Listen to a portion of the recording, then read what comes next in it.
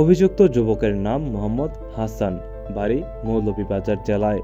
তিনি গত ৩ থেকে ৪ বছর ধরে গ্রিসে বসবাস করছিলেন। সম্প্রতি গ্রিসের ঐতিহাসিক শহর নাফলিও থেকে তার একটি ভিডিও ভাইরাল হয়। সেখানে তিনি বলেন, যাদের কাগজপত্র নেই তাদের চিন্তার কারণ নেই। এখানে ৫০ বছর থাকলেও পুলিশ আসবে না। ভিডিওটি গ্রিসের জাতীয় টেলিভিশন ও শীর্ষ সংবাদপত্রে প্রচারিত হলে দেশ জুড়ে তোলপাড় সৃষ্টি হয়।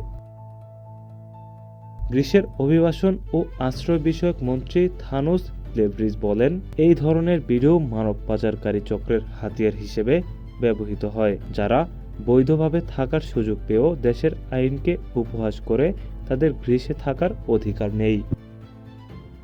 গ্রিক সংবাদপত্র দিমোত্রাতিয়ার প্রতিবেদনে বলা হয়েছে, গত ১৬ মাসে প্রায় ৬,০০০ বাংলাদেশি গ্রিসে আশ্রয়ের আবেদন করেছেন, অথচ ফেরত পাঠানো হয়েছে মাত্র ১১০ জনকে।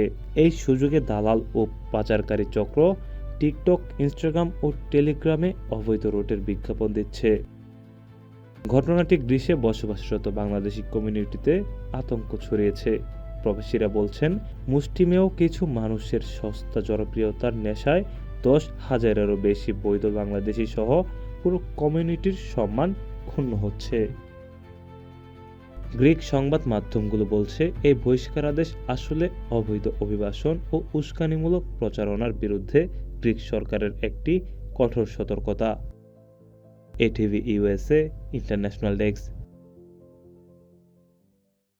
এটিভি ইউএসএ, বিশ্বজুড়ে বাঙালিয়ানা।